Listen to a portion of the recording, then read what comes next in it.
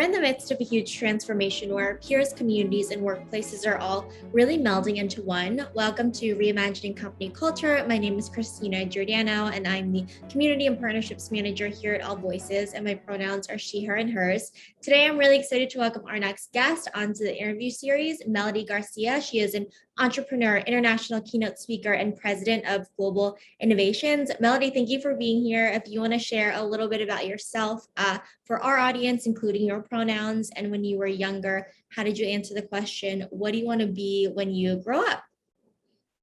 So thank you for having me, Christina, and good morning, good afternoon, or good evening to your audience that gets to listen to this podcast.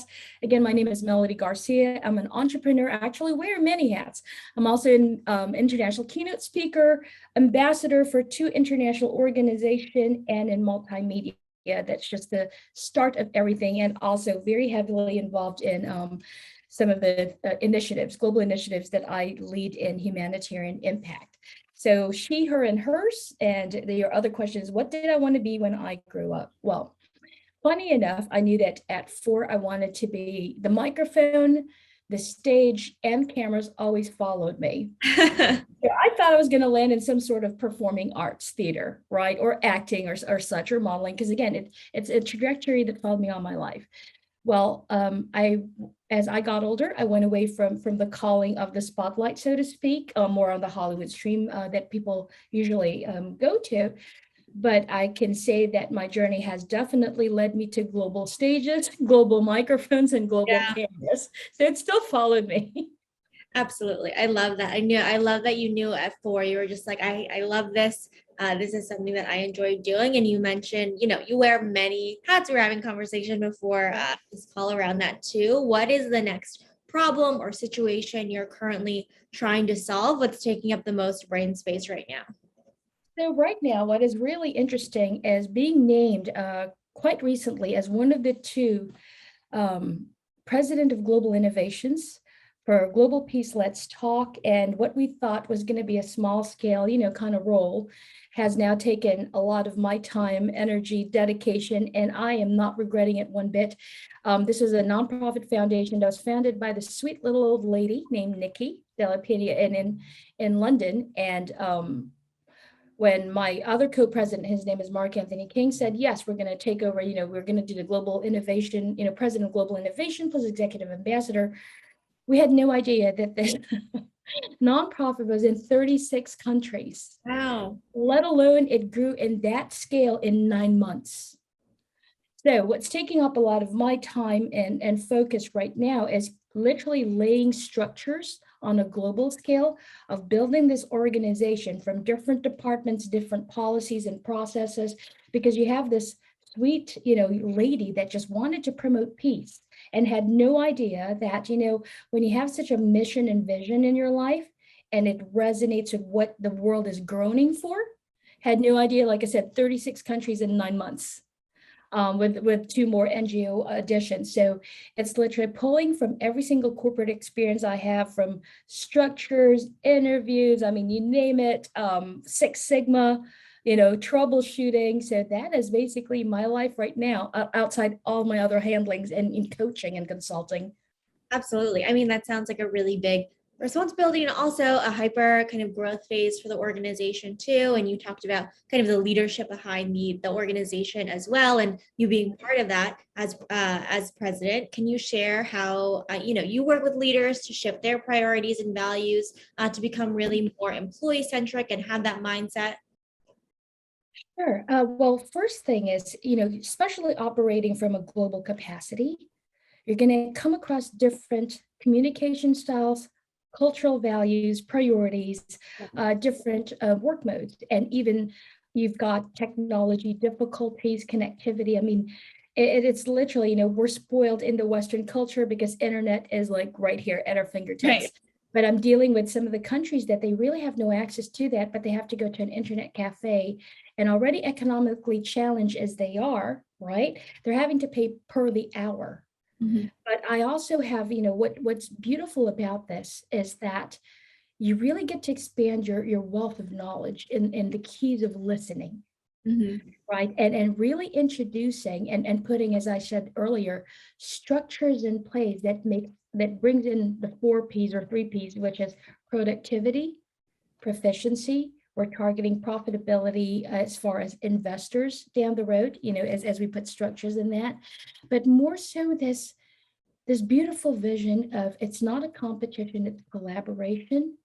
And we've partnered up and backing up, I should say, the 17 sustainable goals of the United Nations. We're looking at, outside the typical corporate structures, but this is literally it goes beyond current generation, but preservations of humanitarian life or humanity's life, preservation of land, right?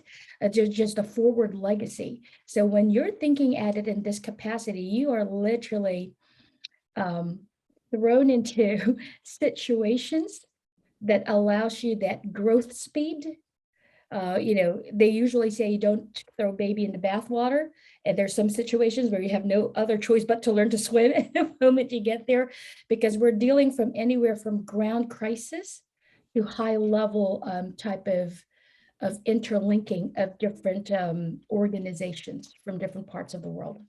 Yeah, I mean, especially from a global perspective, you mentioned just internet access alone is one kind of difference that, sometimes we might take for granted in the US or wherever we're sitting right now. And this is something that we need to think about, especially as a leader, and a lot of conversations over these past, 18 months around empathetic leadership, vulnerability with leaders.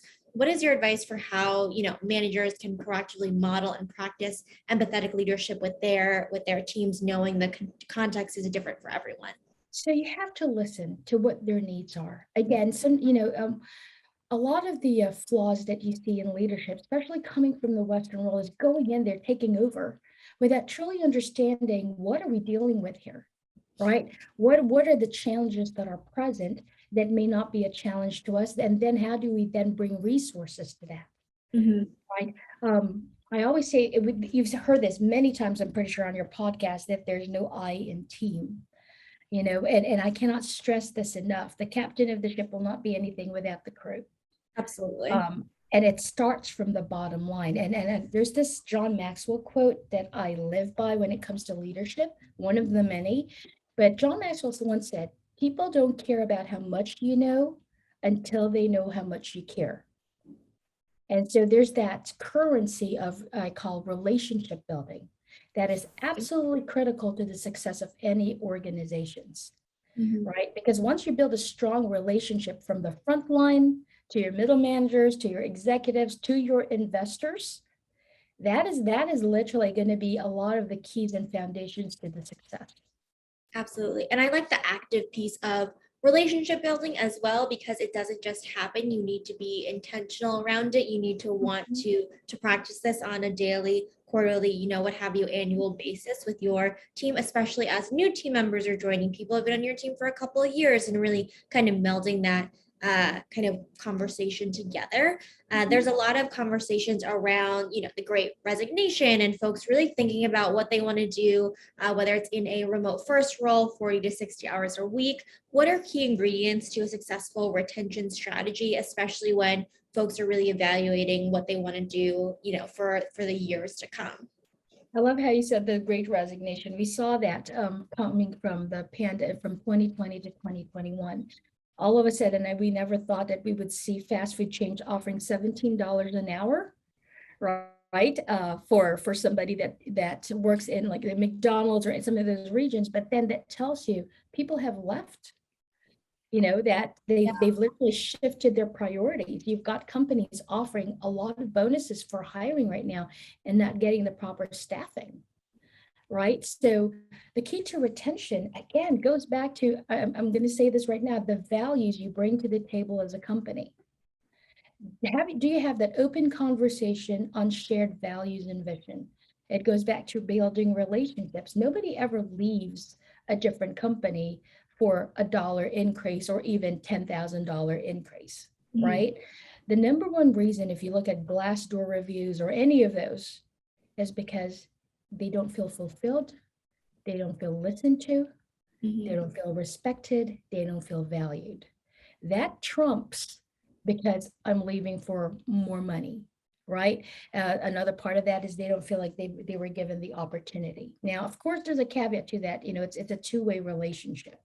But when there's a consistency in that type of statistical review as to the reason employees leave, has everything to do with their relationship, direct correlation to the manager, because that's who they deal with every day, their leader, over the corporate mission and values.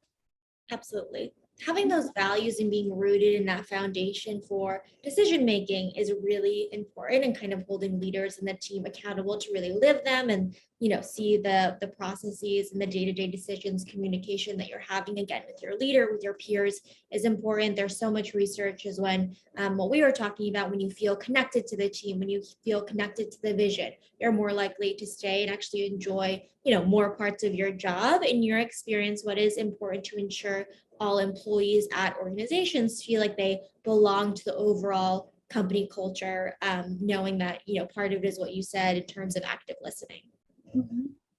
And again, engaging them in feedback, engaging them. You may not be able to apply their ideas, but that critical piece of actually asking for feedback, right? Oftentimes the frontline employees are overlooked because it becomes a statistical, here's your goal, right? Here's the policies and process, and I'm going to limit your productivity checklist by saying, did you meet or did you not? Mm-hmm. But engagement of feedback is so critical. I mean, if we're asking for feedback, you've got, in past my corporate life, customer satisfaction is such a critical need for the company to know their barometer of success based on customer satisfaction. Okay, great. But what about the internal customer satisfaction? Not an annual review, not a town hall, and not even team meeting. I champion skip level meets where you skip the next level to get to the other part. But, give as much critical importance to the internal customer satisfaction as we do for the external customer satisfaction. Because look, bottom line, if you don't have that internal customer satisfaction resources in place, it's a ripple effect of what's going to happen on the external. But sometimes it's the opposite. I've seen it flip the priority on the external before they take care of the internal. Mm-hmm. I mean, yeah, that could definitely be, it could harm the profitability of the company, because also your people are one of your greatest assets too, in really fostering that innovation for your product or service as a business. And a lot of human resources and people leaders talk about how employees are like the internal customers of the company as well, which I think that you're highlighting. You brought up kind of McDonald's and, other companies that have both field employees and corporate employees. What is your advice for companies that have a mix of the two to really blend overall company culture rooted in shared values? Well, why don't we ask the same questions for the internal and external customers, right? Obviously, there's going to be some tweaking specific to the job performance that external customers cannot relate to, because you're looking at policies and actions internally, right? But if we're going to really care about our internal contributors who makes the operations a success overall, then let's treat them with a lot of dignity and respect and really ask them questions that matter. Yeah. Right. I'm going to pair this back to 2020 during the height of what I call the global timeout. Right. It's interesting that if you look at external, internal customers, those that are often ignored, you're looking at stock clerks, truck drivers, right? Frontline workers. Prior to the pandemic was taken, their existence was there. However, when the shutdown happened, they became absolutely critical to humanity's survival. Without those truck drivers, there'd be no goods and commodities and services exchanging, right? From one store to the other, from delivery point to the other. Without those stock grocery clerk that was literally working around the clock, unloading things and stocking shelves, right? When you don't have the frontline nurses, it's really, and all of a sudden, all the people with the blue check mark kind of went on the wayside. Everyone that the world worshipped, as I call it, as the influencers, really couldn't do anything And the priority shifted to who was the most critical to run operations and run survival. And it's the ones that, believe it or not, from a human behavior standpoint that I'm licensed in, they became the critical link to society survival. So you would think that we would have learned lessons from that in corporate, right? That the higher levels of management and leadership will not be successful without their frontline employees, right? So take a look at that pairing when it goes back to take care of the front line, they'll take care of the rest of the company. Yeah, I think that's super important because they are on the front lines as well. And when we're reflecting back around the global kind of timeout or, pandemic, it's really important to really take those lessons and apply them through the future as well, and really make sure people feel like they're valued, ask those same critical questions. How would you kind of finish this sentence for kind of the future? In order for people, managers, and leaders to be successful, they must have blank.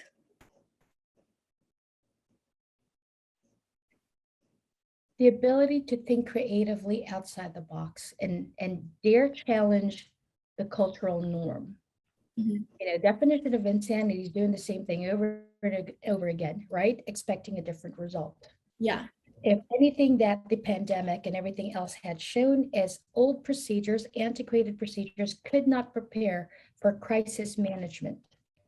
It truly also showed who the real leaders are by not being so reactive, but became proactive in observation of how do we, and this was a favorite word in 2020, pivot these most difficult times. Because everything you've learned prior to that literally failed. And that's why you saw that just, the what do you call the small business loans going and in the millions, right? Trying to save corporate and everything because nobody saw it coming. So I hope that, in great leadership, beyond the analytical statistical data that everybody tends to, right? Like the profitability side, the functionality side, is that the creative thinkers of having to now think outside the box. And then because it impacted the entire world, right?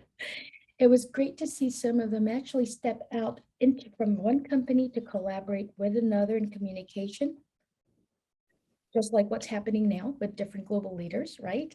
Of really effectively communicating what's working for you. What can we learn from you? If you have that openness instead of the selfishness to think that what you're doing is the only way, right? You're going to be left behind. You've got people, billionaires now going outer space, with their rockets. Yeah. In the past, it was all about their properties owned, within the confines of the earth. Now, 3 of them has built rockets and just to go out there Space, as part of their just, bucket list. The innovations in technology, communication, employee retention, you name it, has literally gone up at least 5 to 10 levels prior to the pandemic. So think creatively, never stop learning, never stop growing, but more so start also collaborating with other organizations that you can learn from. Because you saw who survived pretty much during the pandemic, and you saw who basically are no longer in businesses. Absolutely. So forward thinking. Yeah, you have to be forward thinking. Business as usual is never going to cut it anymore. And also the expression of, well, this is the way we've always done things, so we have to continue. There's nothing usual anymore. Nothing usual. Nothing usual anymore. You have offers of people trying to get their employees back into the building, and everybody's going, why? We love working remotely, right? We don't have to deal with traffic. We don't have to deal with this. And they're finding themselves interestingly enough, more productive for those that has the self-discipline. And then came the shift of priority we're talking about. Now they're really, truly, they got to see, the critical importance of work-life balance. Because, and that's the other thing that I'm going to really touch quickly on. We may say companies have work-life balance. It's a culture that's promoted. It's a practice that's promoted. But I'm going to challenge high upper leadership, because frontline employees, we tell them work-life balance is critical, right? However, when it comes to mid-level managers and higher level management, the language shifts. It's almost as if work-life balance, if, you know, let's say somebody was to work 40 hours, which is typical. But if you're a manager, that's almost looked down upon, because the expectation is you're supposed to be at least putting in 60 hours. You go in before anybody comes in, you leave before anybody, after everybody leaves. Okay, get it. But you also take work home. So they need to have access to you 24/7 and on the weekends. I know I've worked for corporate management for over 20 years of my life, right? So, and then prior to going to entrepreneurship. So let's take a look at that if we are going to say, is the work-life balance engaged in the company, is it then fair practice in all levels of management? Because we can't be practicing, hey, work-life balance for frontline workers, but you as a manager, you as a leader, you're expected to show up 80 hours. Because if not, then you're not a good leader. You're not a good manager, because you're not putting in, quote unquote, the hours. Yeah. And you know what that leads to? Burnout. You know what that leads to? Stress. You know what that leads to? Miscommunication and not putting the best foot forward. Right? Yeah. Interconnectivity became quite a challenge, because now you have to have email capabilities to your cell phone that's connected to work. All right. And you can opt out, but it's almost like, well, if you do, you kind of look like the bad boss, because everybody else is opted in. Yeah. When you take a look at this, that's a lot of what had also impacted what shifted with people not going back to companies. Right? I agree. So let's, when we preach work-life balance, is that being practiced in all levels? Yeah. And is this the old expectation that if you're a certain position, you need to put 80 hours? Like it goes back to, again, if that manager or leader felt the value and really enjoyed what they're doing, you don't even have to ask them. You're going to see that dedication show up really early, and work through. But when you mandate an unspoken requirement that says, well, this is the expectation, you step up into leadership, what do you think it was going to be? Right? Puts it unnecessary pressure of, okay, so as a manager, I'm expected to work 60 to 80. I challenge that, because I'm going to go, what effective structures then have you put in place so that that person is not working 60 to 80 hours? Right. It's almost, it's almost, absolutely. It's acceptable almost when you're a startup, because it's just like what's happening with me right now, right? Of putting structures in massive scales. But it will eventually taper off once we put the right, policies, processes, teams, and everything, where it's running, at a high level. Starting up, absolutely, right? It's a no-brainer. You're going to put a lot of time, effort, energy, focus. But put the right teams, put the right culture, put the right message, put the right communication, it's going to run itself.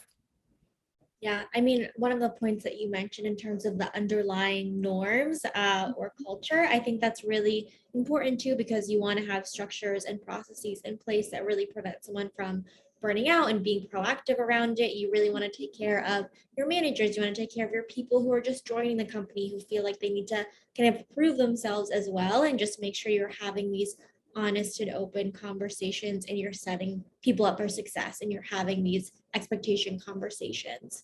Is there anything that I either kind of didn't ask that you want to share in our conversation, or maybe one to two key insights you hope the audience brings with them after listening to our kind of podcast episode today? Sure. I champion the platform of social conscious leadership.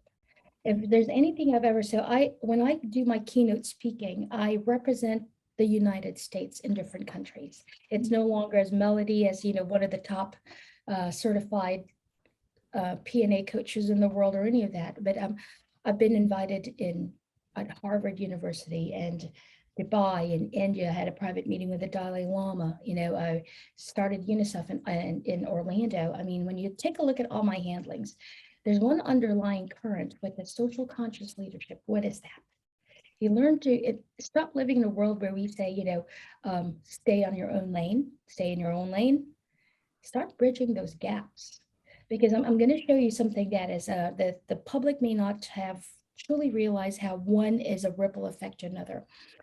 In some of these underdeveloped countries on the humanitarian scale, there's a shortage of female hygiene pads. You're talking about, young girls having their monthly, right? So there's a shortage in sanitary pads and things like that. We don't think much of it. But what actually what that leads to is this young lady missing a certain number of school days because they don't have it. They're going to have to stay home. What that then leads to is them being behind in the educational curve. Mm-hmm. What that leads to in some of these countries that are still legalized, that they have no choice but then, because they have to make ends meet, and now they don't have the proper education because they're missing a lot of school days, is that there are some young girls that are being married off as child brides, or the prevalent sector of human trafficking, right? All because they had one basic need. Yeah. So when you look at that as a social conscious leader, if you're going to be a company that says, we're here to make a difference, think on a massive scale of how each corporate decision is being made, not only for the customers that we're targeting for profitability, but your responsibility when it comes to human life preservation, when it comes to ending violence, when it comes to promoting peace. Are you positioned as a company that actually is in support of some of the most prevalent, problems that the society faces on a global scale? I tell you what, if you had that type of company culture focus that says, how are we not only promoting the right products and services, right, to our internal, external customers that we've talked about here for the last few minutes, but how are we also providing solutions on situations that impacts humanity at a grander scale, that now addresses the social issues of injustice. Another example, as we wrap this up, is, for example, I'm dealing with countries where children are violated, and it just breaks your heart. And yet their simple needs for therapy is something called art therapy. And art therapy is literally, if they would just have enough crayons and paper, that would help them tremendously in expressing themselves and that healing process. And yet there's shortage of that. Can you imagine, and this is anybody who may be connected to the Crayola company that can get a hold of me, if Crayola was to step in and provide that as a contribution. Now we're looking at, instead of the message, let's leave a better planet for our children, let's leave a better planet for our children, that we hear all the time. I challenge everybody listening to this is think of solutions that would raise better children for our planet. At the end of the day, because when you look at leadership, right, it all starts from within. It does, that internal work that you mentioned earlier as well. And on a macro level, I think companies and leaders have the opportunity to make a huge difference in their community and at the world at large, and solving kind of these macro problems and continuing to contribute to make the world a better place. Melody, thank you so much for being on Reimagining Company Culture. I enjoyed our conversation. Thank you so much for having me. I enjoyed it as well. Of course, and as a reminder for folks who are listening, at AllVoices, we believe in that employee feedback management, and we know that gathering that feedback is a requirement for companies to succeed at large. Have a good rest of your afternoon.